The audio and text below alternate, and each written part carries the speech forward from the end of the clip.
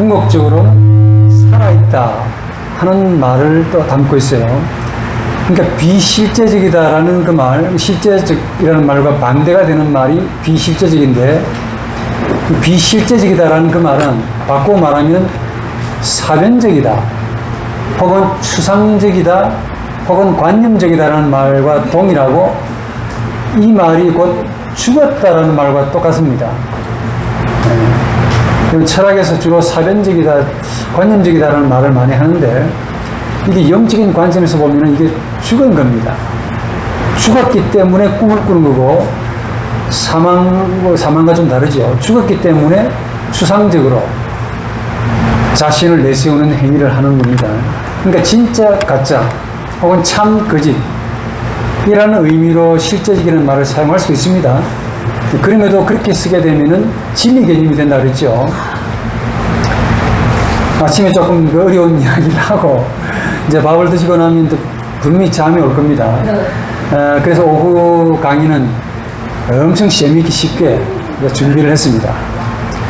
아침에 조금 액티브하게 한번 집중해 보시기 바랍니다. 이 진리 개념이라고 하는 것은 어제 말씀을 잠깐 드렸지만은 진리 자체가 아니고, 진리라고 믿는 혹은 진리라고 확신하는 우리 인간의 영혼 혹은 우리 인간의 이성이 내리는 판단이라고 했습니다. 이런 진리 개념에서 베리타스 에스트 아데쿠아티오 레이 액트 인텔렉투스, 즉 진리는 사실과 인식의 일치다라는 이 전통적인 명제가 성립하죠. 한 번 더, 어떤 사태나 사실이 있습니다. 그러니까 무엇이 일어났다는 그 말이죠. 근데 이 사태나 사실을 내가 지금 봅니다. 눈으로 보지만은 마음의 눈이라고 하는, 정신의 눈이라고 하는 이성을 통해서 판단합니다. 내 이성이 이 사태, 이 사실을 가리켜서 사태가 이러하다, 저러하다라고 판결합니다. 그런데 내 개인적인 이성의 판단은 주관적이라고 부릅니다. 주관적이라는 말을 굉장히 안 좋게 여깁니다. 학자들은. 그러니까 그런데 내 주관적인 판단뿐만 아니고, 나만 그런 게 아니라 모든 사람들이 다 그렇게 한다가 되면은 보편적인 판단이라고 부릅니다. 그런데 보편적인 판단을 주로 이성은 신뢰를 합니다. 이게 절대적인 진리라고 생각을 해요. 그러니까 나만 그런 게 아니고 주관적인 판단이 아니라 보편적인 진리가 되면은, 보편적인 판단이 되면은 소위 이걸 객관적인 진리라고 이야기해요. 그러면서 진리가 되는데, 이런 진리를 헤겔 같은 사람은 신이라고 이야기합니다. 신. 이게 이제 정신병이나 혹은 사변주의, 추상화, 이게 정신의 사망이라고 부릅니다. 근데 이렇게 성립된 진리 개념, 이거는 우리 인간의 영혼을 또 지배합니다. 그러니까 우리 인간의 영혼이, 즉 이성이 진리를 규명하다가 그렇게 규명된 진리가 소위 보편적인 진리가 되면은 반대로 우리 인간의 영혼을 지배합니다. 무슨 말이냐면은, 우리 인간의 이성이 어떤 사태, 사실을 주관적으로 보고 판단하죠. 이런 거다, 저런 거다. 그런데 이제 주관성을 넘어서서 보편적으로 모든 분들이 다 공통적으로 그렇게 판단을 하게 되면은, 보편적인 판단이 되면은 나중에는 이 이성이 내린 판단이 객관적이라는 이름으로 혹은 과학적이라는 이름으로 이 진리가 됩니다. 말 그대로. 일단 이 이성적인 판단이 진리가 되고 나면은 아주 철옹성과 같은 난공불락의 패러다임이 되어가지고 우리 모두를 지배합니다. 특히 학자든 무학자든 지식인이든 모든 분들을 소위 진리라는 이름으로 우리 영혼을 지배합니다. 참 웃기는 거죠. 좀 정리해드리면은, 인간 이성이 내린 개인적인 판단이 결국은 나중에 어디까지 올라갑니까? 보편적인 진리가 되는 셈이죠. 그러니까 진리는 우리 인간의 이성이 만든 판단입니다. 그런데 이 판단이 보편성을 갖게 되고, 그 보편성을 갖게 되는 그 이름을 객관적이다 혹은 과학적이다라고 이제 말하면서, 이게 객관적인 진리가 되면은 나중에 우리 인간 이성을 또 지배한다는 아주 모순이 생겨요. 그러니까 이성이 만든 진리가 나중에는 이성이 그렇게 만든 진리에 의해서 지배를 받습니다. 제 말 이해하시죠? 네. 인간이 진리를 만들었는데, 일단 진리가 된 인간적인 판단이 나중에는 모든 인간을 다 판단하고 지배한다는 모습입니다. 이게 바로 율법이죠. 그 대표적인 경우를 헤겔의 그 사변주의를 제가 촬영해서 동영상에 올려놓았습니다. 혹시 시간 되시면은 보시기 바랍니다. 제목이 헤겔의 사변주의와 국가철학이라는 제목으로 올려놨는데 이게 국가 이데올로기가 됩니다. 그게 이제 세계 1차, 2차 세계대전을 일으켰던 주범이 되고, 그런데 이런 끔찍한 사륙전쟁이 한때 과거 사실이 아니라 지금도 진행되고 있다는 그 말이죠. 그래서 토마스 홉스의 이야기를 제가 소개해드렸는데, 인간은 인간에게 순놈 늑대라는 말이 맞습니다. 그 호모 호미니 루푸스인데, 요걸 제 말로 조금 살을 붙이면은 거기다가 라티오 호미니스 호미네 루푸스. 그러니까 라티오 호미니스 호미니 루푸스. 뭐냐면 인간의 이성이 인간에게 순놈 늑대가 된다라는 말과 똑같습니다. 인간이라는 말은 굉장히 막연한 말이고, 특히 인간의 이성이 그렇습니다. 본인이 객관적인 판단을 하는 것처럼 나중에는 본인이 진리가 되어가지고 다른 이성을 지배한다는 거죠. 지금 우리 한국, 미국, 러시아, 중국, 북한, 뭐 정치판은 말할 것도 없죠. 우리 대한민국 정치판은 여러분들이 뭐 더 잘하실 거라 봐요. 전부 다 자국의 이익 이라는 이름으로 약한 자를 마구 짓누르지요. 한마디로 이성의 광기입니다. 결국 무엇 때문에 싸울까요? 진리 개념 때문에 싸웁니다. 전부 이성의 싸움이에요. 지구가 멸망한다고 해도 제가 볼 때 이 싸움을 멈출 것 같습니까? 안 멈춥니다. 왜냐하면 나한테 떨어지는 이익이 있는데 남이야 죽든 말든 계속 그렇게 진행할 거 아닙니까? 내 이익을 포기할 것 같습니까? 근데 이거는 국가적인 이야기고, 뭐 민족 간의 이야기고, 전쟁 이야기고, 이게 나하고 무슨 관계가 있느냐라고 이제 보시면은 그렇지 않다는 거죠. 좁게 보면은 우리 가정에서도 두 부부가 사는데 리비도가 충돌합니다. 많이 공감하시죠? 네, 공감 안 하시는 분은 아직 사람이 아닙니다. 근데 장가를 가셔야 되는지.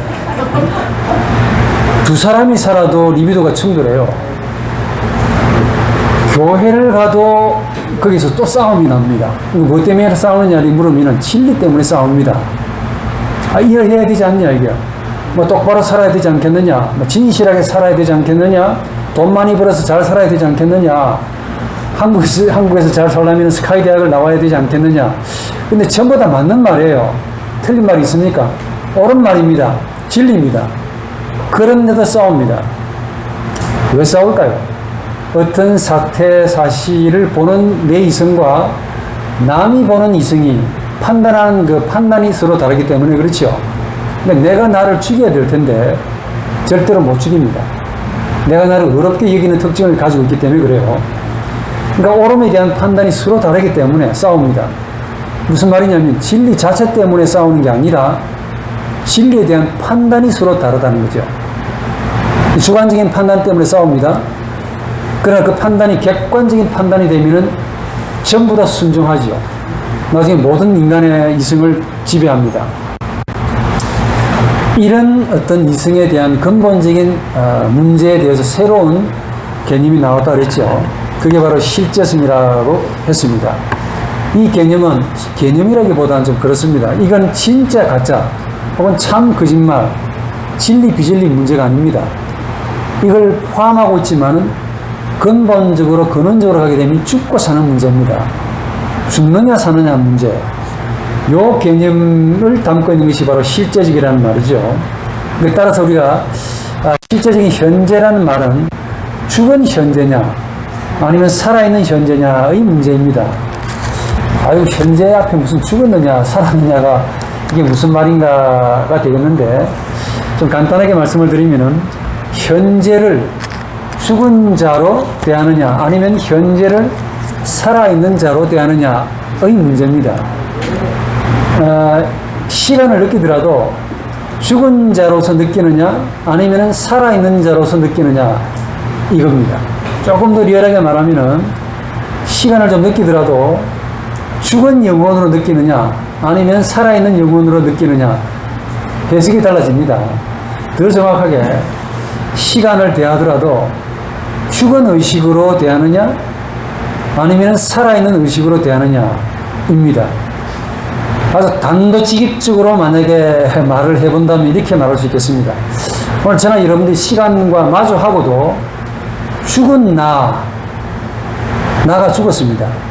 죽은 나로 대하느냐 아니면 살아있는 나로 대하느냐에 따라서 시간에 대한 해석이 달라집니다. 여기 죽은 나라고 했을 때 1인칭과 3인칭의 관계를 두고 말합니다. 그럼 살아있는 나라고 할 때는 1인칭과 2인칭의 관계를 두고 말합니다. 2인칭은 또 다른 1인칭의 또 다른 나입니다. 그러니까 1인칭과 3인칭의 관계로 보느냐 1인칭과 2인칭의 관계로 보느냐에 따라서 시간에 대한 해석이 확 달라집니다. 그러니까 시간 자체가 살아있기 때문에 살아있는 현재라고 하기보다는 시간과 좀 마주하는 나의식이 살아있다면 시간은 살아있는 시간이 될 수도 있겠습니다. 시간 자체가 죽었기 때문에 죽은 시간이라고 하기보다 시간과 마주하고 있는 내가 죽었기 때문에 시간을 의식하는 나가 죽었기 때문에 시간은 사실 죽은 시간이 되어버리는 거죠. 현재도 마찬가지입니다. 현재 자체가 살아있다, 나중에 하나님이 되는데 현재 자체가 살아있기 때문에 살아있는 현재라고 하기보다 현재와 마주하고 있는 나가 살아있으면은 그 현재는 실제적인 현재가 된다는 겁니다. 반대로 나가 죽었으면은 아무리 생명의 현재와 마주하고 있다 하더라도 살아있는 현재를 느끼지 못할 겁니다. 내가 죽었기 때문에. 그러니까 내가 죽어버리면은 생명조차도 혹은 살아있는 현재조차도 과거가 됩니다. 죽었다니까 이렇게 사망을 두고 말하시는데 그건 몸의 죽음이고 영혼의 죽음은 사망이 아닙니다. 죽는 겁니다. 이게 잠자는 것과 동일해요. 그 상태가 바로 과거가 됩니다. 과거는 뭐냐면은 죽은 현재입니다. 현재가 죽었다는 의미라기보다 현재를 마주하고 있는 내가 죽었다는 뜻이죠. 나가 죽었기 때문에 과거를 가지는 겁니다. 시간 자체는 죽었다 살았다라고 할 수가 없어요. 시간 자체가 실제적이다, 비실제적이다 라고 해야 하는 것이 아니라 시간과 마주하고 있는 인간 나가 실제적인 나냐 아니면 비실제적인 나냐 하는 문제죠. 만약에 나가 살아있다면 살아있는 나가 마주하는 시간은 살아있는 시간 그리고 살아있는 현재가 됩니다.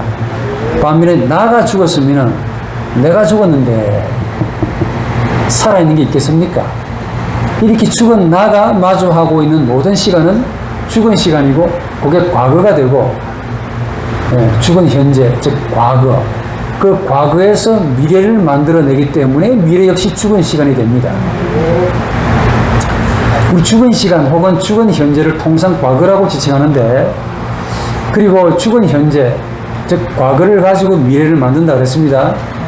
요즘 그 미래학이라는 학문이 있긴 있던데 전부 다 우리 인간의 사변적인 생각입니다. 한 번 더 말합니다만은 나가 죽으면은 사망하는 것이 아니라 나라는 것은 하나님의 생명인데 하나님의 것은 사망하는 게 아닙니다.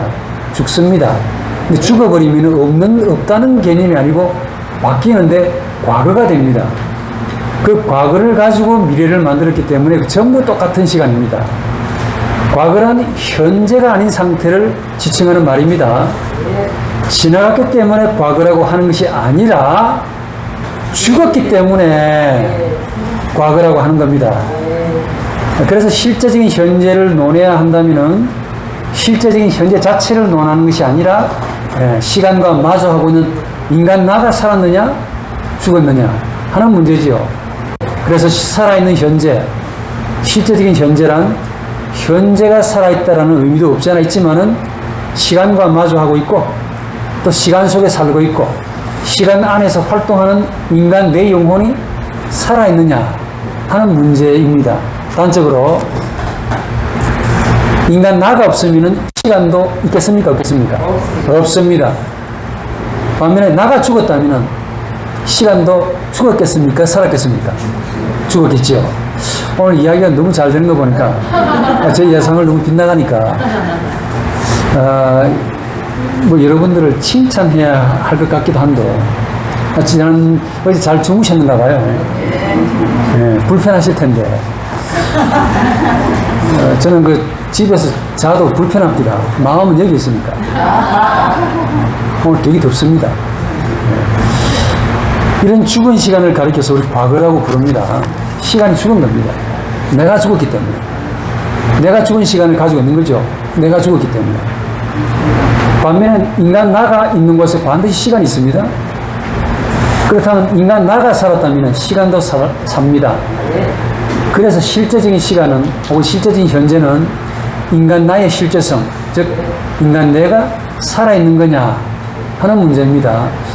이런 이제 주제로 이제 풀어나갈 건데, 우선 고대인들의 시간관을 한번 좀 생각해 볼 필요가 있어요. 왜냐하면 우리 인간이 있는 곳에 반드시 시간이 있다고 했습니다. 또 시간이 있다면 반드시 그게 인간 나가 있는 거예요. 이 두 가지는 뗄 수 없습니다. 인간이 있는 곳에 뭐라고요? 시간. 또 시간이 있다면 반드시 뭐가 있다 했습니까? 인간 나가 있습니다. 특히 인간의 의식이 있는 거예요. 그래서 그 나가 살았으면 시간 역시 살겠지요. 반면에 내가 죽었다면 시간 역시 죽었을 겁니다. 그 죽은 시간을 과거라고 부릅니다. 그리고 시간의 시작이 있겠죠. 시간의 시작이 있다면 반드시 종결도 있습니다. 그렇겠습니까? 안 그렇겠습니까? 그렇겠습니다. 그럼 시간의 시작이 있다는 그 말은 인간의 시작도 있다는 말이죠. 시간의 끝이 있다면 인간의 심판도 있다는 사실을 아셔야 됩니다. 근데 여기 계신 분들은 전혀 문제가 없는데, 제가 동영상에 올려놓을 테니까 강의를 혹 들으시는 분은 처음이 있고 끝이 있는 겁니다. 죽으면 끝난다라고 그렇게 잘못 믿으면 안 될 겁니다. 그래서 우리가 이제 시간의 근원을 찾기 위해서는 태고직의 인간에게로 올라가야 됩니다. 한 번 더, 인간이 있는 곳에 시간이 있기 때문에.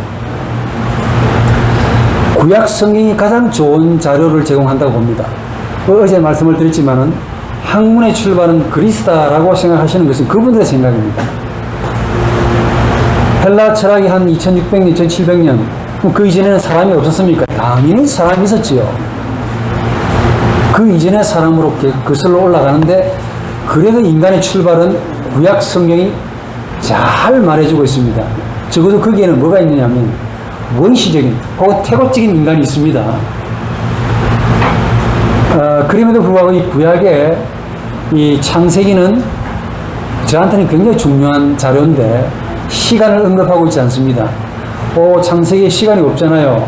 그럼 시간을 어떻게 창세기에서 출발하겠습니까? 라고 이제 묻겠는데, 시간을 언급하지 않는다 하더라도 거기에 뭐가 있습니까? 금방 제가 말씀드렸죠. 인간이 있다니까. 인간이 있는 바로 거기에 시간이 있습니다. 그래서 구약 성경의 창세기가 시간을 언급하지 않는다 그래서 시간이 없다라고 말하면은 신화가 됩니다. 구약 성경은 신화가 아닙니다. 역사입니다. 역사. 창세기 기사는 시간을 말하는 것이 아니라 시간 속에 있는 인간을 말하기 때문에 시간을 직접적으로 언급하지 않습니다. 한 번 더. 시간의 시작이 있다면 반드시 인간의 시작도 있겠지요. 시간과 인간은 함께 가기 때문에. 그리고 인간의 시작이 있다면 인간의 끝도 있겠지요. 심판입니다. 시간의 시작은 반드시 시간의 종결로 끝납니다.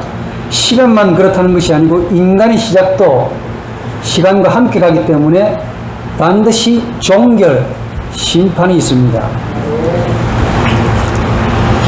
그래서 우리가 잘 살아야 한다는 그 말이 참 가슴에 와닿습니다. 시작이 있다면 반드시 종결이 있습니다. 시간의 시작은 역사라 그러고 그 인간의 마지막은 역사의 종결, 즉 심판입니다. 시간은 반드시 인간이 있는 곳에 있습니다. 더 정확하게 시간은 반드시 인간의 의식이 있는 곳에서 출발합니다. 대답을 너무 쉽게 하니까 여러분들이 잘 이해하는 것 같기도 하고 의심이 자꾸 갑니다. 네? 의식 안 하시는 성경에 의심하지 말라 그랬는데 저는 이 남들보다 의심이 좀 많아요. 이 분명히 대답이 너무 쉽게 나올 것 같지 않은데 잠도 분명히 잘 못 주무셨을 거라고 보는데 그래요. 저 같지 않아서 참 다행입니다. 예. 천천히. 그럼 강의가 더 늘어질 것 같은데요. 그럼 천천히 해보겠습니다. 시간은 우리 인간의 나 의식과 반드시 같이 합니다. 그래서 인간 하면 추상적인 개념이고 정확하게 말하면 인간의 나 의식이 인간인데 요 나 의식이 있는 바로 거기에 시간이 있습니다. 그래서 인간의 나 의식이 출발하는 바로 거기에서 시간을 숙고해야 돼요. 그러니까 이런 점에서 구약의 창세기 기사는 놀라운 역사를 제공합니다. 어떤 역사냐? 하나님과 아담의 관계를 처음부터 묘사하고 있습니다. 요거 믿고 싶지 않아서 그런데 여러분 말고 저분들이 안 믿습니다. 정확하게 말하면은 부패하기 전에 아담이 아니라 부패한 이후의 아담과 하나님과의 관계에서 최초로 한 번 더 최초로 시간이라고 불릴 만한 아주 희미한 조짐이 보입니다. 그럼 불순종하기 이전에는 시간이 없겠습니까? 없습니다. 단도직입적으로. 왜 그러냐 하면은 불순종하기 이전에 아담과 하나님과의 관계를 보면은 시간이라고 불릴 만한 여지가 전혀 없습니다. 왜 그러냐? 아까 조금 전에 말씀드린 바대로 시간은 무엇과 함께 한다 그랬습니까? 인간의 나 의식과 함께 한다 그랬지요. 근데 아담의 영혼, 즉 불순종하기 이전에 아담의 영혼을 보면은 오늘날로 의식이라고 할 만한 정신을 찾아보기 힘듭니다. 시간은 반드시 인간의 의식과 함께 합니다. 의식이 있다면 반드시 거기에 시간도 있습니다. 이 이야기는 제가 학문적으로 내일에 막을 겁니다. 내일. 오늘 다 이야기하면 다 집에 가실 거 아닙니까? 내일 이야기하겠다고요. 그러니까 불순종하기 이전에 아담은 마치 제 비유로 엄마 뱃속에 있는 태아처럼 고요합니다. 제 3자가 볼 때 이제 행복하네. 그거는 제 3자가 하는 말이고 본인은 불행하지도 않기 때문에 행복도 없습니다. 그리고 슬픔이 없기 때문에 기쁨이 있겠습니까? 없단께요. 현재가 없기 때문에 과거도 없습니다. 미래 또한 없습니다. 고통도 없습니다. 그리고 낙원도 없기 때문에 지옥도 없는 거예요. 그 상태입니다. 그래서 존 밀턴이라는 사람이 신라본을 썼는데요. 그건 그 당시의 인생관, 세계관을 반영한 책입니다. 지금의 우리 학문을 놓고 보자면 타락전의 아담은 평정입니다. 평안하다고. 근데 태아 자체는 아담 자체는 평안이라고 못 느꼈을 겁니다. 평안도 불편함을 느껴야만이 평안을 비로소 가지고 있기 때문에 그래요. 그러니까 행복, 낙원이라는 것은 우리의 관점에서 본 거고 정작 당사자 타락하기 전에 아담에게는 아무것도 없습니다. 그러니까 아담은 이걸 우리 신학적으로 하나님 안에 있었다라고 그냥 부릅니다. 하나님 안에 있는 거야. 행복, 불행, 낙원, 지옥, 시간, 과거, 미래, 역사, 만남 의미가 전혀 없습니다. 그래서 시간의 출발은 타락한 아담에게서 시작해야 됩니다. 하나님 앞에서 혹은 하나님을 향하여 떨어져 나가는 아담의 불순종에서 출발합니다. 시간의 출발이요. 그러니까 사람이 하나님으로부터 떨어져 나가면서 그 사람의 영혼에 무슨 일이 벌어졌는가를 살펴보면은 바로 거기서 시간과 관계하는 어떤 무엇을 실마리를 찾을 수가 있습니다. 이해하시죠? 네. 분명히 시간의 출발은 불순종한 아담에게서 출발하는데 하나님 앞에서 아담이 어떤 행동을 했느냐가 이제 중요합니다. 근데 그것보다 더 중요한 것은 하나님이 처음으로 아담에게 말을 합니다. 아담이 그 말을 알아듣습니다. 그러니까 하나님이 뭐라고 말씀하시냐면은 너 어디에 있느냐를 물으셨어요. 근데 이 말을 아담이 못 알아먹었으면 그 다음부터는 문제가 없습니다. 근데 알아먹었다는 겁니다, 이걸. 근데 사람의 창조는 하나님의 말씀을 알아먹은 창조입니다. 놀라운 겁니다. 이런 하나님과 관계에서 아담이 대답을 합니다. 내가 두려워서 숨었습니다. 라고 응답했습니다. 자세한 건 곧 설명하겠지만은 시간은 여기서 출발하는 거예요. 그리고 이 불순종한 하와가 가인을 낳습니다. 최초로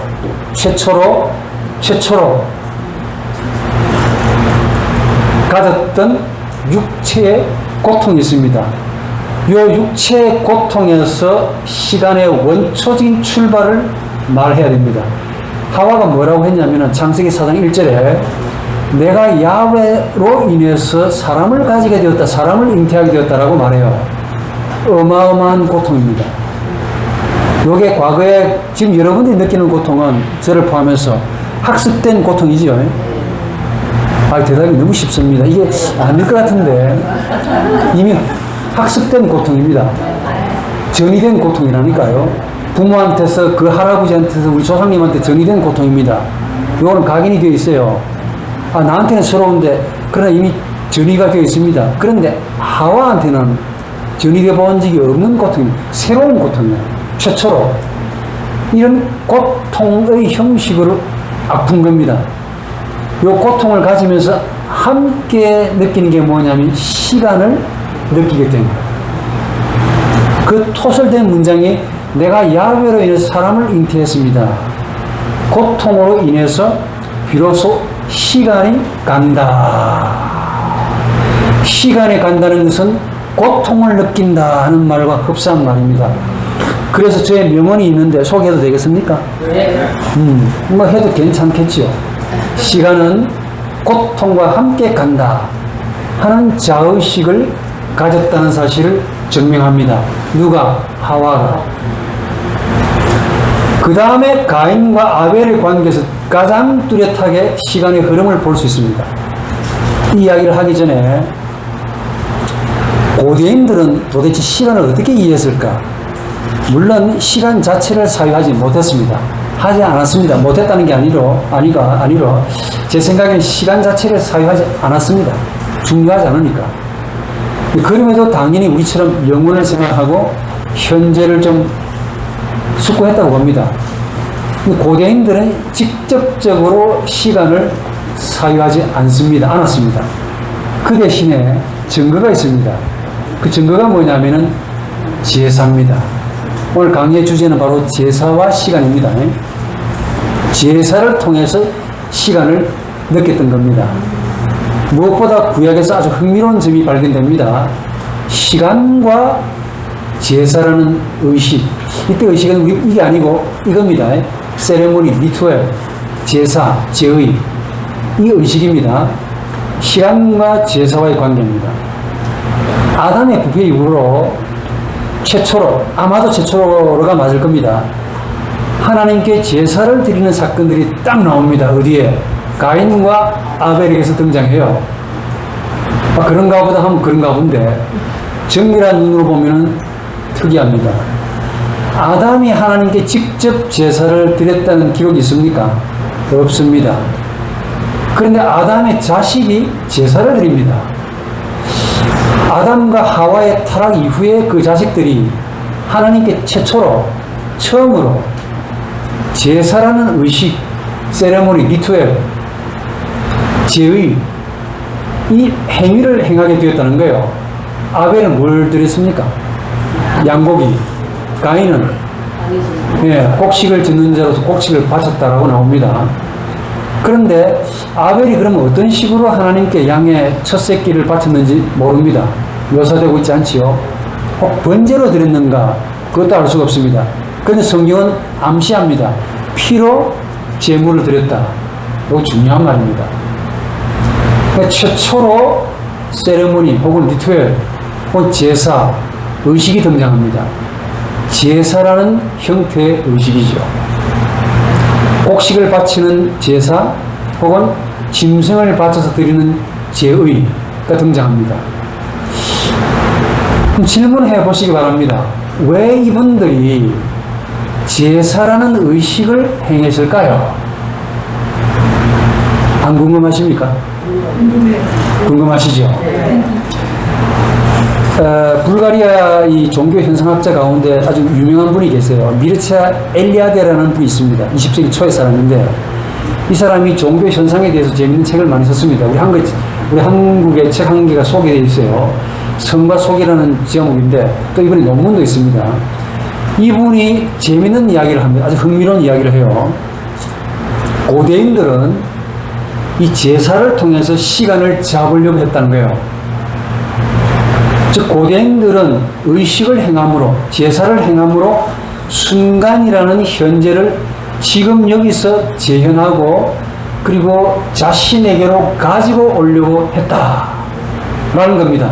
더 리얼하게 제 말로 말하면은 고대인들은 하나님을 지금 여기서 가지는 방법이 뭔가를 알았다는 것이 그게 제사라고 합니다. 그러니까 제사, 번제, 제의, 리투엘, 의식, 페스트, 축제 이런 것들을 태고적의 고대인들이 어떻게 알았을까요? 궁금하죠? 얼굴 표정 보니까 궁금해하는 것 같지 않습니다만 상당히 궁금한 겁니다. 이걸 푸셔야 돼요. 제사, 번제 이거 모세가 가르쳐 준 겁니까? 아닙니다.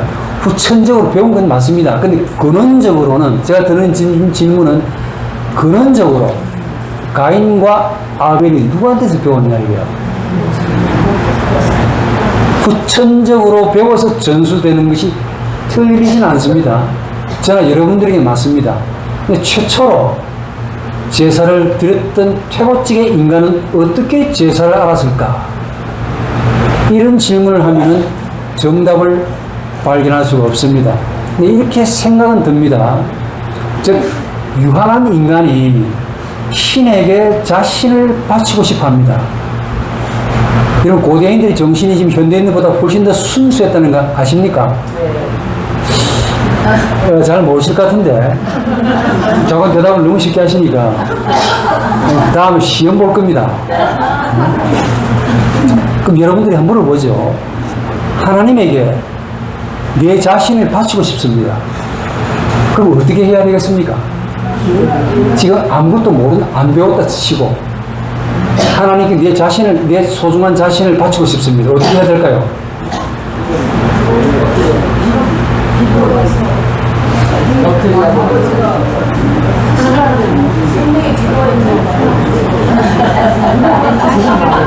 지금 질문의 의도가 좀 불확실한가 본데 인간이 제사 나온 거 아니에요? 네. 바치고 싶은 게 제사가 아니에요. 그렇지. 우리 저게 책을 통해서 알았습니까? 아니 지금 집가를 하는 거. 집가를 하는 거. 쪼꼬파이.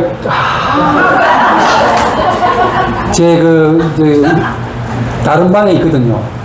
어제 피곤해 그냥 잤는데 내일 또 잊어버릴 것 같습니다. 그냥 받은 걸로 하십시다. 직관입니다. 맞아요. 사람이 여러분들이 하나님에게 소중한 내 자신을 지금 드리려고 합니다. 그럼 어떻게 했을까요? 과거에. 그럼 자신을 딱 드리면 좋겠죠. 그런데 이 자신이 뭘까요? 모르잖아요. 내 심장을 바치겠습니까? 그럼 죽지 않았습니까? 그러면 내가 죽지 않고 이런 내 자신을 하나님께 드리려고 한다면 어떻게 드려야 되겠습니까? 가장 소중한 것을 드리고 싶겠죠. 가장 소중한 것을 바칠 겁니다. 예컨대 자식이라든지 자신이 키우던 육축이라든지 곡식을 바칠 겁니다. 그 육축, 자식, 곡식 속에는 내 자신이 들어가 있습니다. 고대인들은 지금 현대인보다 훨씬 더 깨끗하다 그랬습니다. 자, 그럼 육축, 가축을 바쳐야 한다면 어떻게 바칠까요? 아파요. 어쨌든 피를 흘리겠죠. 생명을 바치겠죠. 맞습니다. 생명을 바치기 위해서는 잡아야 되겠죠. 생명을 바친다라는 그 말은 피를 바치는 것과 동일합니다. 우리 목사님이 직관이 너무 뛰어나세요. 그래서 고대인들에게는 피와 생명은 동일한 것이라고 여겼던 거예요. 자, 곡식을 바쳐야 한다면 어떻게 바쳤을까요? 불을 태워서 바친다는 것은 불이 발명되어야 가능합니다. 근데 불이 없다라고 가정해보면 어떻게 바칠까요? 어쨌든 그렇죠. 여러분들과는 대화가 잘 안 되겠습니다. 제가 여러분들께 배워야 될 것 같아요. 나는 고민하고 찾아가지고 공부해가지고 여러분 너무 쉽게 답을 하니까 좀 기분이 약간 좀 언짢습니다. 좋은 기분이에요. 그렇죠. 그냥 드리는 게 아니고 빠습니다. 부숩니다. 이거 옛날에 우리 제사 드려본 적 있죠? 근데 제사 밥을 만들죠. 밥을 만들어가지고 부모님이 바칩니다. 그럼 말합니다. 왜 드립니까? 했더니 조상님이 와서 먹는데요. 진짜 먹는 줄 알았습니다. 안 먹습니다. 곡식을 빻아가지고 부숴가지고 신이 드십시오. 그러니까 불을 발명하기 전 같으면 빠거나 아작을 내거나 하나님께 드십시오 라고 하는 형사입니다. 이게 바로 아벨과 가인의 제사와 상당히 유사합니다. 무슨 말이냐면 아까 언급해드린 엘리야드의 이 주장을 좀 받아들이면서 좀 생각해 보면은 고대인들 시간과는 신적인 신비와 우리 인간과의 만남에서 뿌리를 두고 있습니다. 근데 신적인 신비, 이 미스테리움, 이 신비, 이거는 의식에서, 리투엘, 제사에서 본이 떠집니다. 의식을 통해서 하나님을 보존하려고 지금 내 앞으로 끌어올려고 했다는 겁니다, 이게. 근데 고대인들에게서 현재란 뭐냐? 영원한 현재입니다. 그게 하나님이세요. 이 영원한 현재를 뭘 통해서 잡을 수 있느냐, 뭘 통해서 손에 쥘 수 있느냐라고 하면은 제사, 리투엘, 세레모니, 페스트, 축제, 혹은 번제, 제사입니다. 그래서 이분의 주장을 받아들이면은 아벨이 양을 드리는 그 제사, 가인이 곡식을 바치는 그 제사는 후천적으로 가르침을 받아서 행한 것이 아니라 본능입니다. 여기서 본능이 나옵니다. 자, 그러면은 가인과 아벨은 본능적으로 제사라는 의식을 통해서 야훼 하나님을 현재적으로 붙잡아서 지금 자기 앞에 세우려고 했다는 거죠. 현재를 만나지 않으면 죽는다는 사실을 본능적으로 느꼈기 때문에 제사를 드린 겁니다. 살기 위해서입니다. 그러니까 야훼 하나님을 본능적으로 잡지 않으면 죽는다 라는 사실을 알았던 거예요. 그 하나님을 어떻게 잡느냐? 제사입니다. 그 제사를 드리는 시간과 공간만큼은 거룩하다, 성스럽다 라고 여기면서 그 거룩함 속에 하나님이 지금 여기서 현재로 자신 앞에 와 계신다라는 생각을 했습니다. 자, 이렇게 보면은 모세시대 구약에 무수하게 등장하는 제사는 그냥 제사가 아니라는 사실을 알게 됩니다. 마치 하나님이 명하신 것처럼 보이지만은 그 명령은 이미 고대인들의 영혼을 위한 하나님의 배려라고 생각이 듭니다. 즉 하나님이 이 제사들이나 번제라는 이 의식에서 그렇게 하나님 자신을 만나고 싶어하는 그런 이 인간의 욕구를 잘 아셨던 것 같아요. 하나님의 배려라고 봅니다. 인간의 리비도를 욕구를 채워주신다는 그런 측면이 있습니다. 그런데 시간이 지나갑니다. 시간이 지나면서 생각이 좀 바뀝니다. 반드시 자신들의 인생이 끝난다 하는 것을 알았을 텐데 인생의 끝은 반드시 있다. 잘 알았습니다. 고대인들은. 그래서 제사를 통해서 지금의 현재를 과거로 이제 되돌리면서 과거에 하나님과 함께 있었던 것을 기억하고 그걸 하나님을 지금 내 앞으로 모시기 위해서 제사를 행했습니다.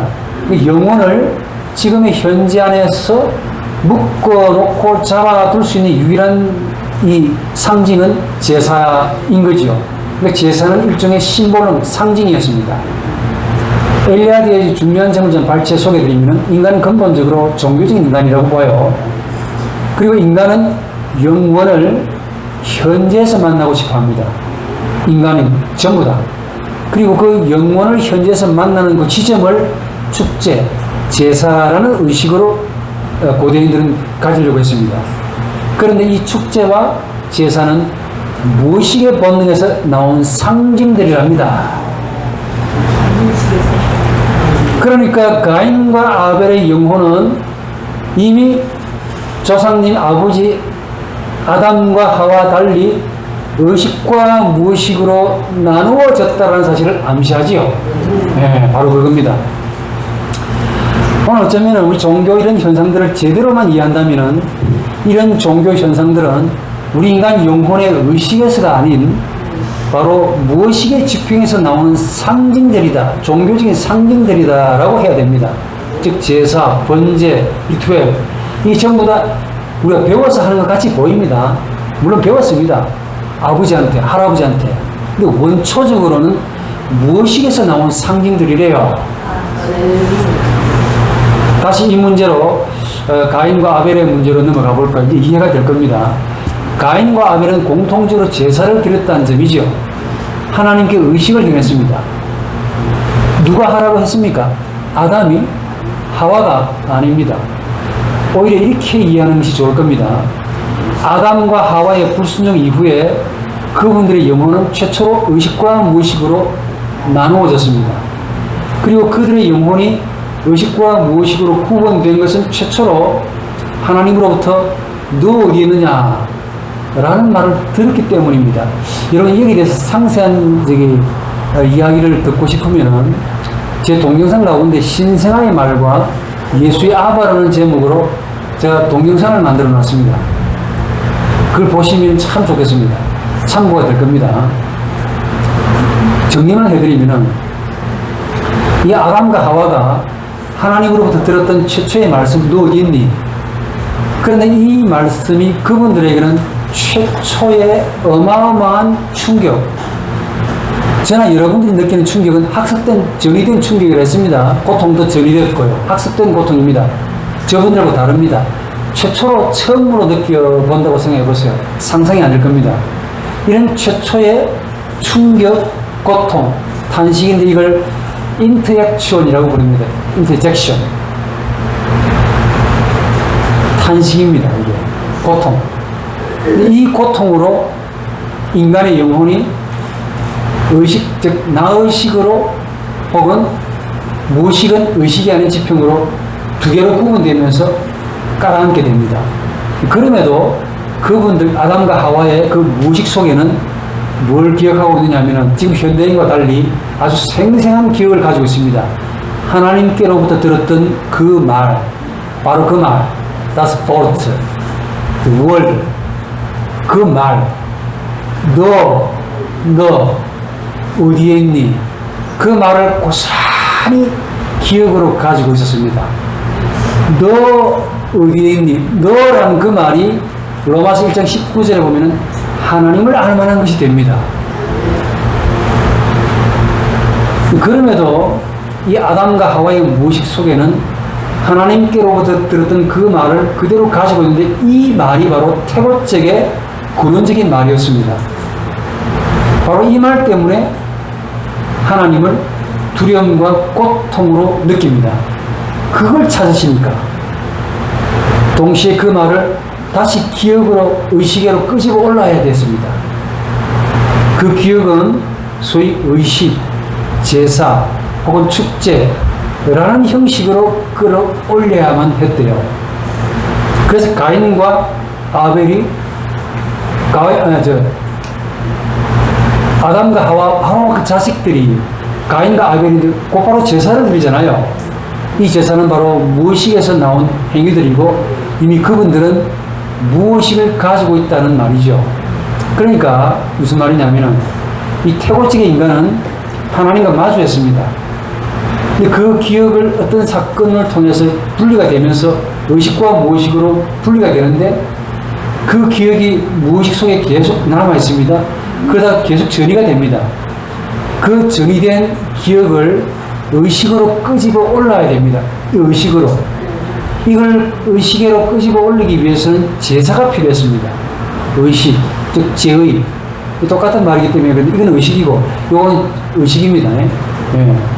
제사, 축제 형식으로 끌어올려야만 됐습니다. 그래서 번제 제사들은 후천적으로 배운 것이라기보다 아담의 불순종 이후에 최초로 들은 하나님의 너 어디 있니? 라는 그 말씀을 무의식 속에 기억으로 가지고 있다가 나온 하나의 종교적인 상징이다. 이겁니다. 상징. 심볼로. 이걸 시간과 관련해서 보시면은 고대인들의 의식, 제사, 제의들은 태고적의 하나님과의 만남을 기억하고 있던 인간 영혼이 만든 종교적인 상징들입니다. 그냥 하는 게 아닙니다. 그분들에게는 죽느냐 사느냐가 걸려 있어요. 태고적의 고대인들에게는 제사, 제의, 번제라는 의식은 단순히 제물을 바치는 의식이 아닙니다. 하나님과의 만남을 기억하면서 그 하나님을 만나지 않으면 죽는다 하는 생각을 절박하게 느꼈던 겁니다. 이게 실제성입니다. 그래서 하나님을 다시 만나기 위해서 가졌던 종교적인 상징들이에요. 그 제사 속에서 영원한 하나님은 바로 그분들의 하나님이 되셔가지고 나타난다 라는 사실을 고대인들이 믿었던 겁니다. 그런데 이런 생각들이 시간이 흐르면서 헬라 철학, 그리스 철학으로 가면 이상하게 변질이 된다는 겁니다. 무슨 말이냐면은 제사, 번제, 꼭식 바치고 자신을 드리는 이 의식이라는 이 중요한 게, 이 상징들이 점점점 사라지고 어떤 형태로 바뀌느냐면 인간의 이성을 중심으로 시간이 사유되기 시작했다는 겁니다. 이게 중요한 아이디어입니다. 가인과 아벨이 행했던 리투엘, 제사, 의식은 지금 우리가 예배당에서 드리는 그런 찬송, 기도, 헌금, 설교 그런 정도가 아닙니다. 태고적에 있었던, 즉 아담과 하와지요. 아담과 하와에게 있었던 그 하나님과의 만남을 무의식 속에 기억으로 가지고 있다가 이걸 제사라는 의식을 통해서 하나님을 다시 여기서 불러내야 됩니다. 안 불러내면 본인들이 죽기 때문에. 굉장히 중요한 종교적인 상징들이었습니다. 그러니까 가인과 아벨이 제사를 드렸다는 사실은 그분들의 영혼이 이미 무의식의 지평을 가지고 있다는 사실을 암시합니다. 그분들의 제사는 바로 하나님을 제사라는 이런 시간과 공간에서 만날 수 있다는 사실을 무의식적으로 알았던 거예요. 그런 지식을 가진 그 영혼에서 나온 종교적인 상징이다. 이런 점에서 종교는 인간의 타락에서 출발합니다. 누가 종교를 신성하다고 말을 해야 됩니까? 타락에서 출발합니다. 종교에서 등장하는 모든 제사들은 인간의 무의식에서 무의식에 깔아있는 그 말, 하나님의 말씀, 너, 그 말이 의식으로 나온 상징들입니다. 이걸 여러분들이 이해하셨다면 이제 한 걸음 더 들어가면 됩니다. 가인은 곡식을 하나님께 바쳤죠. 근데 하나님이 받지 않은 것처럼 성경에 나옵니다. 근데 가인이 아벨을 죽입니다. 더 나아가서 아벨을 죽인 가인이 하나님께 표를 받죠. 또 나중에 성을 샀습니다. 이것들이 전부 다 해답이 나옵니다. 이 시간 다 못해드리지만은 중요한 것, 하나님이 왜 가인의 제사를 받지 않았을까? 아벨의 제사를 왜 받았을까? 하는 걸 좀 답을 찾게 되면 시간의 문제가 나옵니다. 우선 한 번 더 태고적 인간들에게 제사는 지금 우리가 행하는 예배라는 종교 의식과는 좀 다릅니다. 다르겠죠? 아무리 생각해도 안 다르겠습니까? 직관이 뛰어나신 여러분들이 같겠습니까? 다르겠습니까? 다릅니다. 가인과 아벨이 양을 바치고 곡식을 바칩니다. 이런 행위들이 지금 우리 현대인들이 교회 나와서 예배 보고 찬송 기도하는 것과 같겠느냐? 같겠습니까? 다르겠습니까? 아무래도 다르겠죠. 어떤 점에서 다를까요? 적어도 그분들의 의식은 현대인들의 의식과 달리 무의식의 지배를 강하게 받고 있다는 겁니다. 요게 다른 거야. 현대인들의 예배는 너무 의식적입니다. 너무 의식적이라 생각적입니다, 이게. 우리 현대인들의 의식에는 후천적으로 많이 배웠던 모국어가 들어있습니다. 그리고 외국어가 들어있어요. 그 다음에 관습, 규례, 율법, 인륜, 도덕, 윤리적인 판단들, 한마디로 수많은 지식들이 이미 쌓여있는 인식입니다. 무슨 말일까? 우리 현대인들의 의식은 태고적 인간들의 이 의식보다 너무 많은 것들을 가지고 있습니다. 단순해야 좋을 건데.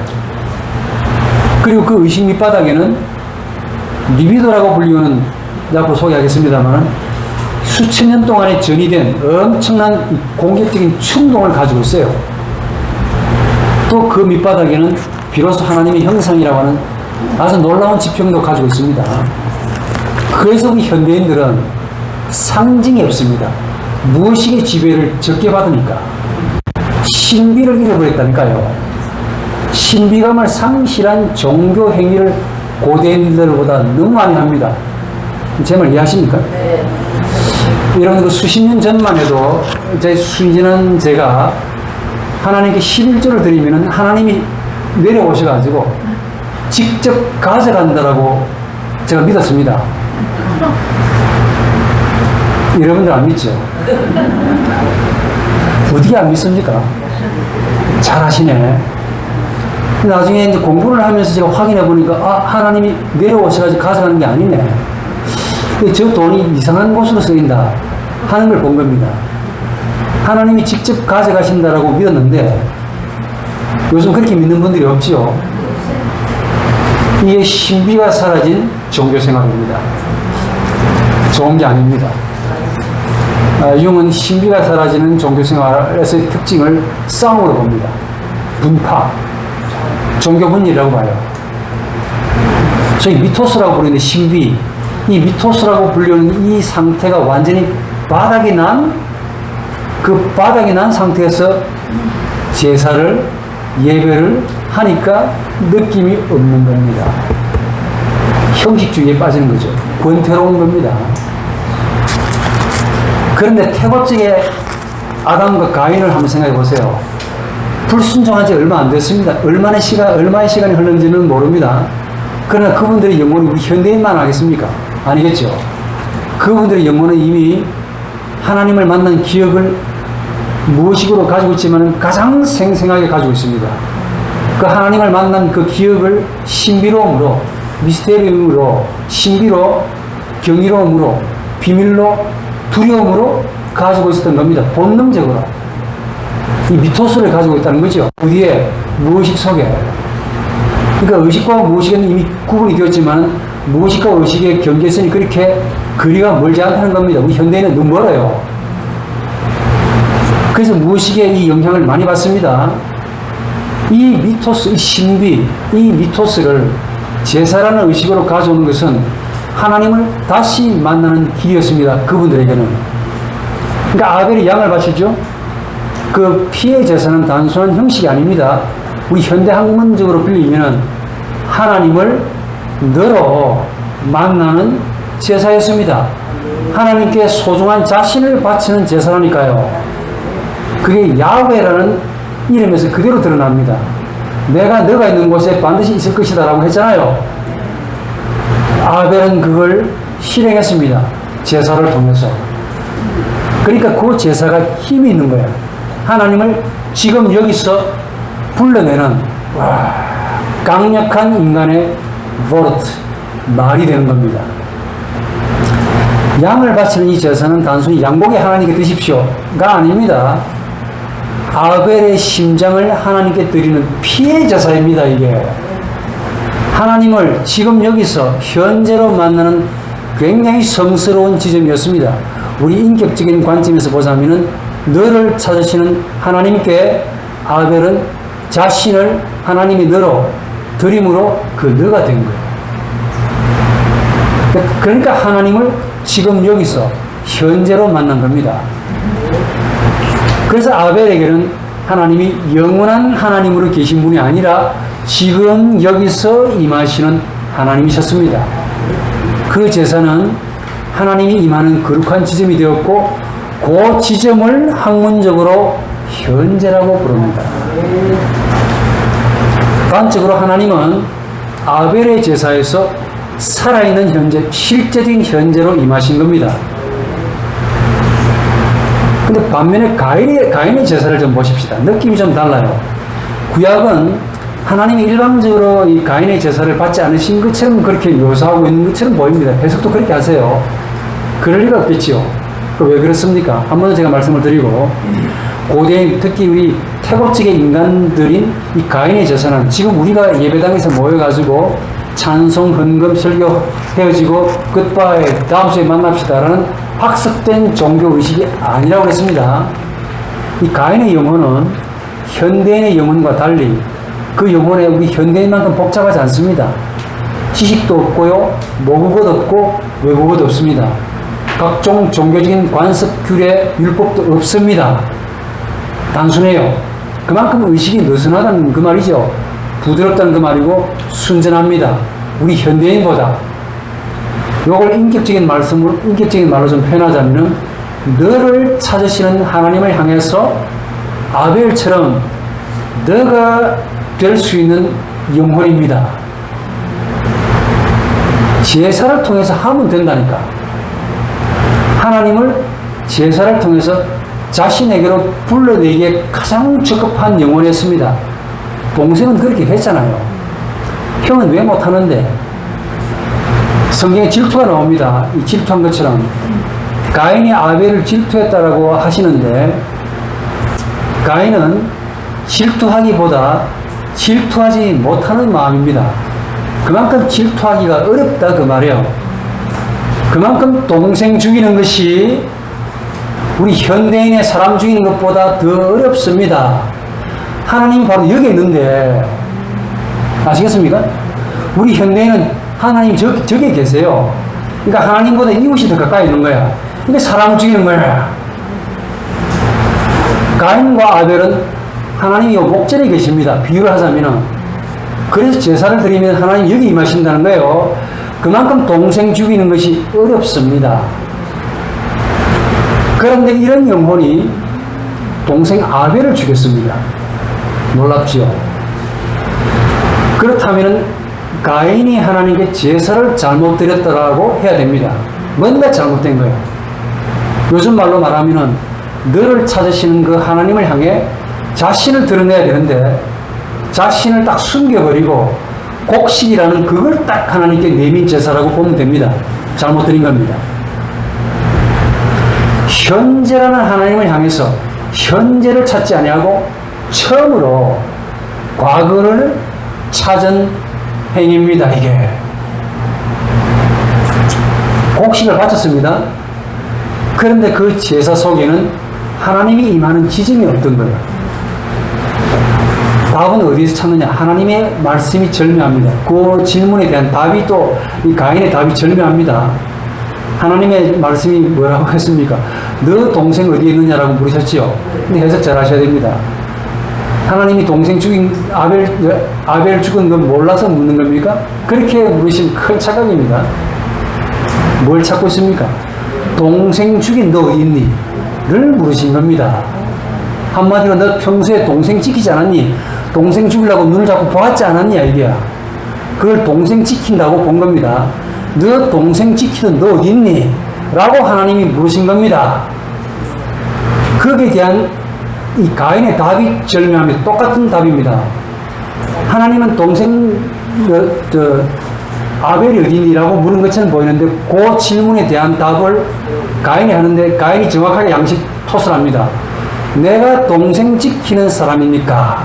라고 말합니다. 그 말은 바꾸고 말하면은 하나님이 하나님이 가인에게 제가 평소에 지금 제사를 드리지 않고 제사는 형식으로 드리면서 동생을 자꾸 기웃기웃 쳐다보고 지키고 바라보고 있다는 사실을 본 거죠. 자기 입으로 토스를 하고 있잖아요. 지금 제 말 이해하십니까? 네. 제 말 이해하시면 밥을 두 그릇 드시기 바랍니다. 그러니까 너 어디 있니? 라는 이 질문은 딱 아비 아담에게 던진 질문하고 똑같습니다. 나무 뒤에 숨은 아담에게 하나님은 아담을 찾으신 겁니까? 아닙니다. 하나님에게, 아담에게 주어진 하나님 자신이라는 너를 찾으신 거예요. 동생 죽인 가인에게 하나님은 아벨을 찾은 것이라기보다 가인을 찾은 겁니다. 너 어디 있니? 이겁니다. 바로 이 너를 찾으시는 하나님이 출애굽 3장에 모세에게 나는 야훼다 라는 말을 하는데, 이것도 제 동영상을 보시면 나옵니다. 야훼, 나는 너가 있는 바로 거기에 내가 있을 거다. 이 루트의 해석입니다. 근데 마틴 부분은 루트를 좀 본받은 것 같아요. 나옵니다. 한번 보시기 바랍니다. 나는 너가 있는 바로 거기에 나로 있을 것이다 라는 이 신명의 내용이 야훼입니다. 그리고 예수께서 신약으로 넘어오시면 아바라는 말 쓰시죠. 아람어. 근데 아바를 제가 분석해 보니까 이것도 놀라운 인터젝션, 탄식인데 나 있다라는 말입니다. 그리고 또 하나 놀라운 것은 신생아가 아이가 태어나면서부터 울음이라는 형태로 봉봉을 말하고 있다는데, 이 내용도 학자들이 의미를 추적해 보니 나 있다라는 인터젝션 이라는 겁니다. 이게 이 세 가지가 똑같아요. 이게 무슨 말이냐면은, 시간의 이해는 이 형이상학적인 담론, 추론, 머리 굴려가지고 나오는 게 아닙니다. 오히려 너 어디에 있느냐는 하나님의 그 인간을 향한 최초의 말에서 이해돼야 됩니다. 한 번 더. 하나님은 가인에게 동생 지키던 너 어디 있니? 라고 물은 겁니다. 그 질문의 핵심을 가인이 너무 잘 알아듣는 겁니다. 내가 동생 지키는 자입니까? 제가 우리 수업 시간에 대구에서 오신 전도사님 계세요. 경상도 말로 요 말을 좀 해보라 하니까 들어보고 싶지 않습니까? 혹시 고향이 경상도?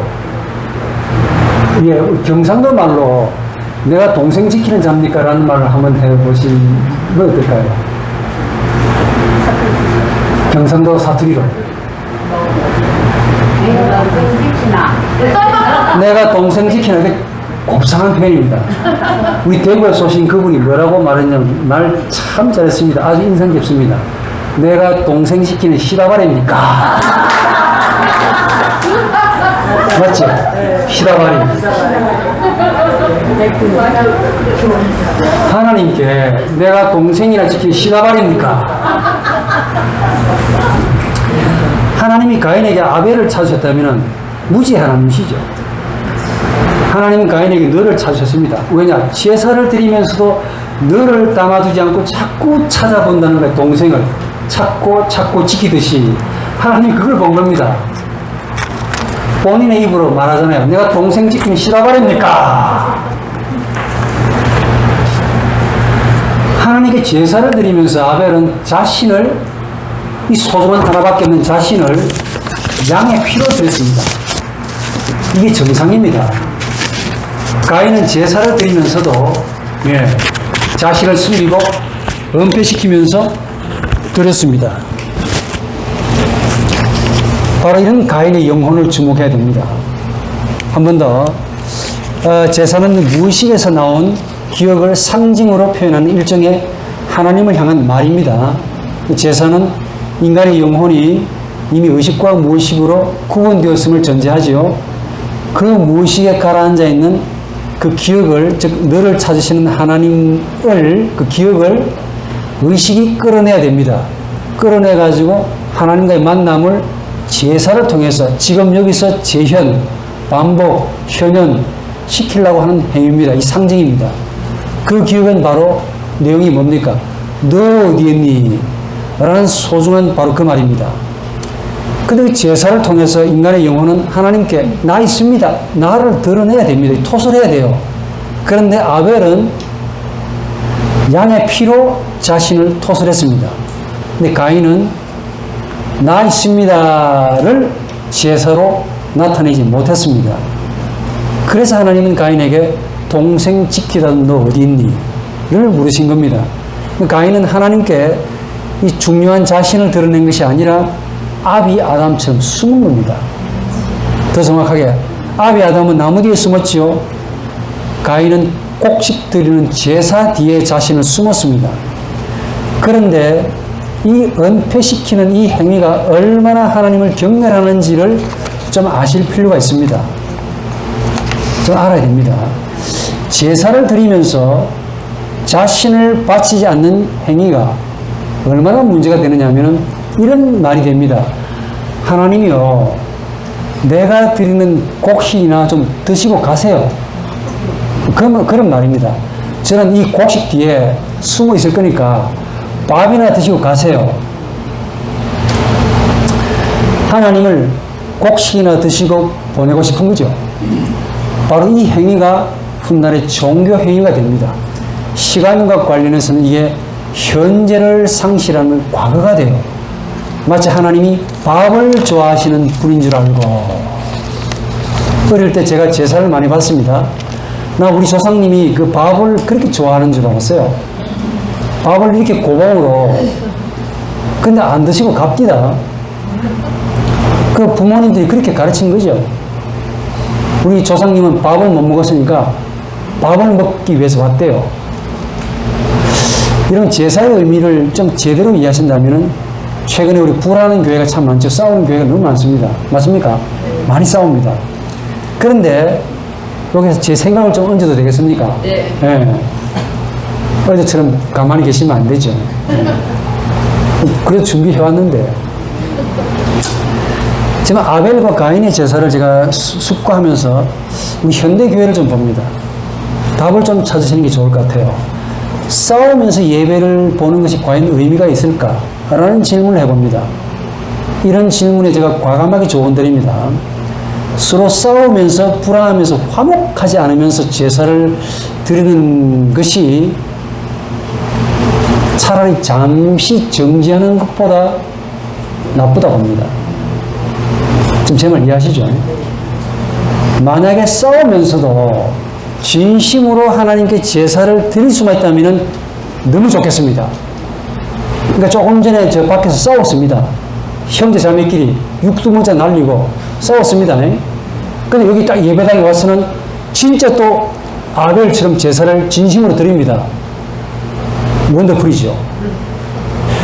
그런데 인간학을 제가 연구를 해본 저로서는 이게 매치가 잘 안 될 것 같은데, 그러니까 싸우면서 우리 마음이 가는 거죠. 그러니까 싸우면서 하나님께 가는 것이 아니라 우리 마음이 다른 곳으로 갑니다.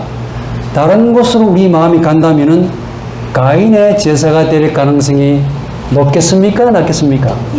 높겠습니다. 그래서 차라리 제사를 잠깐 드리지 않는 것도 바람직할 겁니다. 왜 하나님께 싸우면서 제사를 드리는데? 제사를 드리지 않으면 정신병에 걸리진 않습니다. 가인이 걸렸던 병이 무슨 병인지 아십니까? 정신병입니다. 일종의.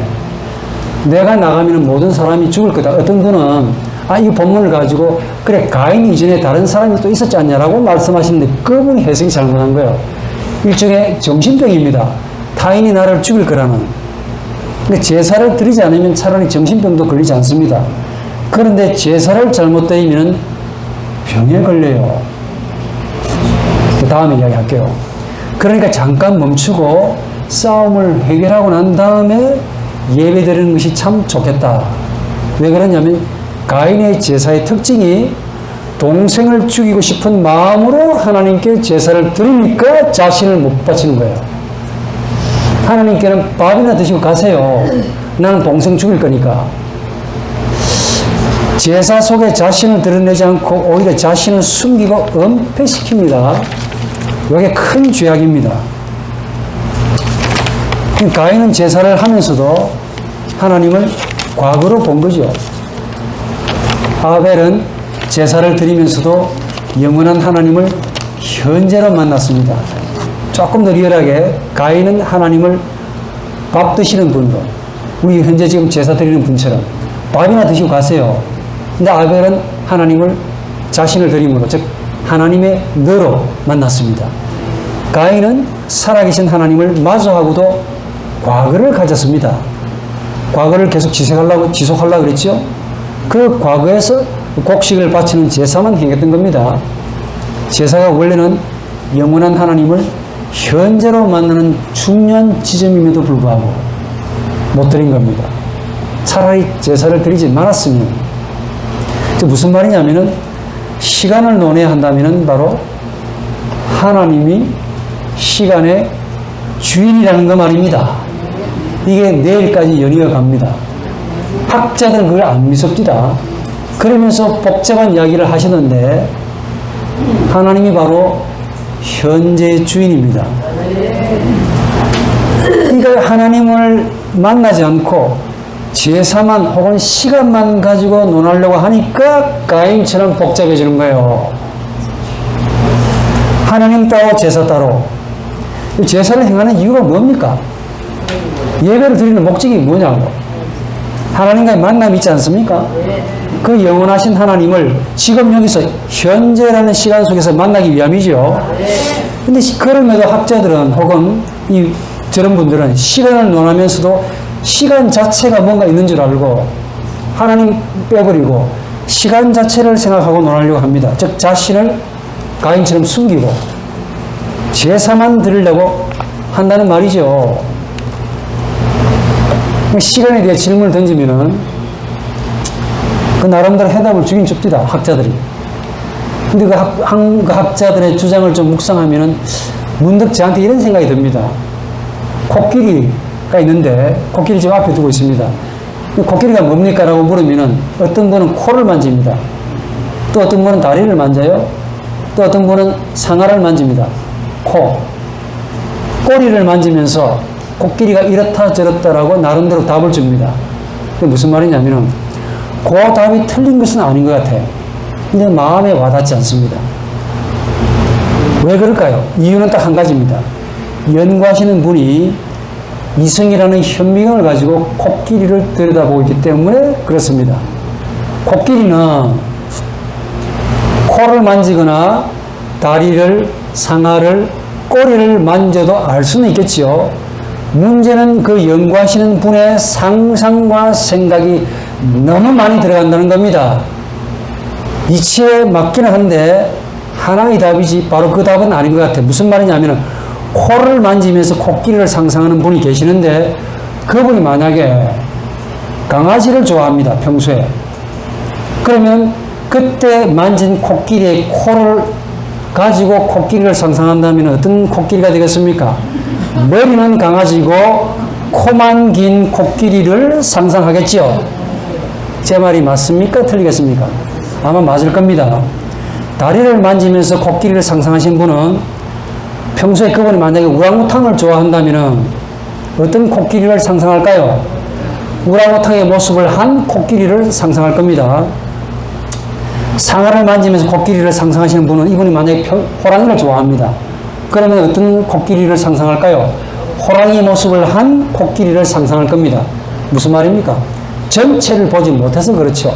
부분만 보고 정밀하게 보고 분석적으로 보긴 보는데 전체를 못 봐서 그렇습니다. 하나 더 예를 들어 볼게요. 여기 숲이 있습니다. 숲에는 무슨 나무가 있습니까? 대추나무, 밤나무, 대나무, 사과나무, 느릅나무, 소나무, 전나무 많습니다. 그런데 대추나무 하나만 가지고 숲을 생각하면 뭐가 될까요? 그렇게 생각하시는 분은 반드시 대추나무 숲만 생각하겠죠. 맞습니다. 소나무 하나만 가지고 숲을 상상하면은 반드시 그분은 소나무 숲만 상상할 겁니다. 이 정답은 아니겠죠. 무슨 말입니까? 코끼리를 전체적으로 보는 것, 숲을 전체적으로 보는 것이 너무 중요한데 인간의 이성은 그렇지 못하다는 겁니다. 하나님은 인간이 만나야 되는 인격이지 머리로 분석하거나 쪼개거나 추론해가지고 나오는 분이 아닙니다. 신을 분석하면은 반드시 코끼리 다리를 가진 강아지를 만듭니다. 제가 해놓고 명언입니다. 하나님을 놓고 분석하기 시작하면은 그 분석하는 분이 평소에 뭘 좋아하시는지 모르지만은 그것을 가진 하나님이 돼요. 그만큼 전체적으로 보는 것이 중요하죠. 그럼 전체적으로 보는 것이 어떻게 가능합니까? 우리 인격주의자들은 이렇게 말합니다. 인격은 전체다. Person ist Ganzheit. 인격이 바로 전체를 보는 눈과 같다라고 과감하게 여러분들께 제언드립니다. 인격은 보는 눈이 아닙니다. 만나는 거야. 만나면서 일어나는 이 어떤 무언가가 인격입니다. 그러니까 무슨 말이냐면은 코끼리는 코를 만져가지고 상상해야 되는 것이 아니라 만나면 돼요. 상상하지 마십시오. 숲은 연구해서 나오는 게 아니고 가면 돼. 만나면 됩니다. 연구를 하면은 소나무 숲만 생각해요. 상상하지 마시고 생각 좀 그만두십시오. 네? 이야기를 왜 드리냐면은 시간이라는 거대한 심연도 마찬가지입니다. 시간을 쪼개 보십시오. 나오는가? 손으로 만진다고 알 것 같습니까? 눈으로 본다고 잡힐 것 같냐고? 생각한다고 파악이 될 것 같습니까? 안 됩니다. 길은 하나밖에 없을걸요. 만나면 됩니다. 아이고 시간을 어떻게 만납니까? 이렇게 물게 쉽겠죠.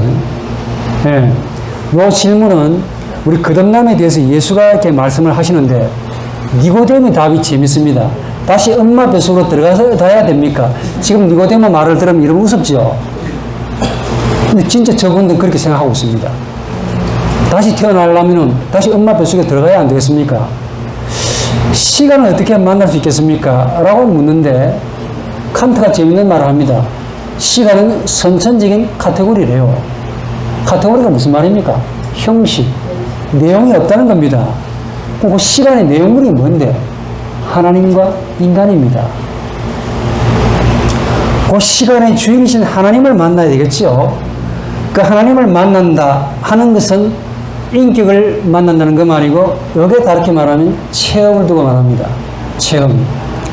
그분을 만나면 현재가 열립니다. 그런데 현재만 연구하면 시간은 사라집니다. 그래서 체험이 없는 사상은 사변주의입니다. 사변주의는 반드시 자신의 상상을 절대화시킵니다. 이런 분들이 바로 코끼리의 코를 만지면서 강아지 같은 코끼리, 코끼리 다리를 만지면서 우랑우탄 같은 코끼리, 숲을 가리켜 소나무 숲이다. 현재는 하나님을 인격적으로 내가 만날 때만 주어지는 시간입니다. 현재는 영원히 현재로 실제하시는 하나님을 인격적으로 만나는 자만이 느끼는 시간입니다. 그 현재를 하나님 편에서 보면은 영원히 실제하는 인격으로 보일 것 같아요. 근데 우리 인간 편에서 보면은 지금 여기서 임하는 영원입니다. 이것도 제가 볼 때 명언 같은데. 하나님 편에서 보면은 현재는 영원입니다. 근데 인간 편에서 보면은 영원히 현재입니다. 영원히 현재라고. 단적으로 현재는 영원과 동요입니다. 그리고 현재, 영원, 하나님 자신은 똑같은 동요입니다. 왜냐하면 하나님만이 우리 죄인들에게 영원히 현재로 실제하시는 인격이시기 때문에 그렇습니다. 현재는 하나의 시간이 아닙니다. 인격적인 만남을 시간적으로 표현하면 그게 현재라고 부릅니다. 하나님과의 영적인 인격적인 만남이 바로 현재를 만나는 만남이지요. 하나님은 현재를 가지시는 분이 아닙니다. 하나님이 바로 영원히 현재입니다. 고대인들은 알았습니다. 이걸 제사를 통해서 이 현재를 만나려고 했습니다. 제사는 뭡니까? 목동아리 가지고 떼어야 되는 거예요. 이제 말이 좀 심했습니다. 실수 미안합니다.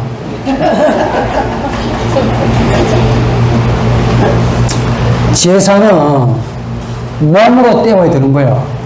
제 말이 맞습니까? 틀립니까? 머리로 쓰는 거 아닙니다. 제사는 몸을 통해서 산제사가 나옵니다. 몸을 쓰셔야 돼. 이걸 고대인들은 알았습니다. 현대인들만 모르는 것 같아요.